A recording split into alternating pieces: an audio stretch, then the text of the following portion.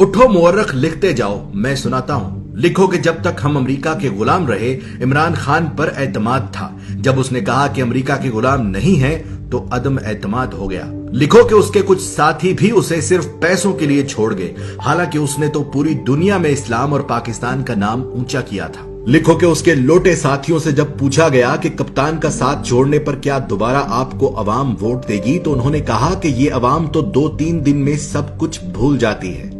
लिखो कि तारीख में पहली मर्तबा अदम एतमाद आया, और वो भी उस वजीर आजम पर जिस पर कोई करप्शन का इल्जाम तक नहीं था। लिखो कि जावेद लतीफ नामी नून लीगी रहनुमा ने सरेआम टीवी चैनल पर कहा कि हाँ, हमने पैसे देकर MNAs खरीदे हैं, और ये सुनकर भी इलेक्शन कमीशन नामी मुकद्दस गाय सोई रही। लिखो कि जहां एक निकाह मनसूख करने के लिए भी जज वजह पूछता है, वहां 22 करोड़ आबादी के मुल्क के वजीर आजम को हटाने की वजह न किसी जज ने पूछी, न किसी इलेक्शन कमीशन ने। लिखो कि जहां रिश्वत गुनाह कबीरा में आती है, वहां पैसे और ओहदों के लिए MNAs ने डायरेक्ट बोलियां लगवाई। लिखो कि जब इमरान खान ने पाकिस्तान को आजाद करना चाहा तो उसे झुकाने के लिए सारे सियासतदान मिल गए। लिखो कि इलेक्शन कमीशन ने हमेशा इमरान खान की हुकूमत के खिलाफ फैसले किए, लेकिन वो फिर भी मुकद्दस ही रही। उसने अमीन अली गंडापुर के भाई को सिर्फ अपने हलके में जाने पर नाअहल कर दिया, लेकिन MNAs को खरीदने पर बिल्कुल सोई रही। लिखो कि ईमान की इस खरीदो फरोख्त ने फिर से उस अमरीकी को सही साबित कर दिया जिसने कहा था कि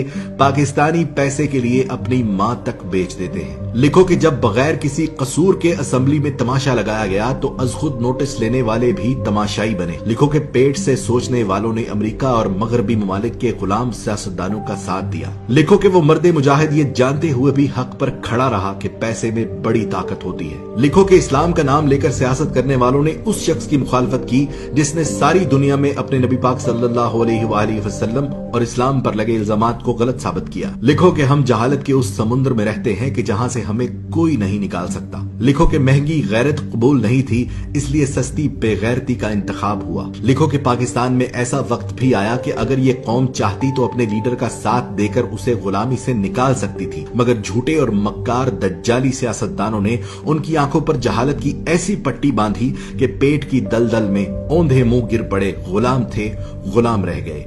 गुलामों के लिए अच्छी खबर यह है कि अल्लाह ने इस कौम पर तरस खाकर एक बहादुर लीडर दिया जो उनकी गुलामी की जंजीरें तोड़ना चाहता है। पर इस कौम ने कहा कि मैं अमेरिका और मगरिब का गुलाम था और रहूंगा। मैं गुलाम इब्ने गुलाम इब्ने गुलाम इब्ने गुलाम। वक्त ने साबित किया कि बर्रे सगीर की यह मिट्टी बड़ी बेवफा है। ये अपने जगाने वालों को खुद मार देती है। जैसे बंगालियों ने मार दिया मुजीबुर रहमान को, पाकिस्तानियों ने मार दिया लियाकत अली को और गांधी को मार दिया हिंदुओं ने, इसी तरह इमरान खान जो पाकिस्तान को पांव पर खड़ा करना चाहता है, इंसाफ का निजाम कायम करना चाहता है, गरीब और अमीर को एक जैसी जिंदगी देना चाहता है, उसकी जिंदगी में भी कुछ ऐसा ही मोड़ है। देखना सिर्फ ये है कि क्या हमने तारीख से कुछ सीखा, क्या हमने अल्लाह पर भरोसा करना शुरू किया, या आज भी हमारा भरोसा अमेरिका और यूरोप पर है। मेरी दुआ उसके लिए जो हक पर है, मेरी दुआ उसके लिए जो पाकिस्तान का सोचता है, मेरी दुआ सिर्फ उसके लिए जिसका ईमान सिर्फ और सिर्फ अल्लाह पर है। पाकिस्तान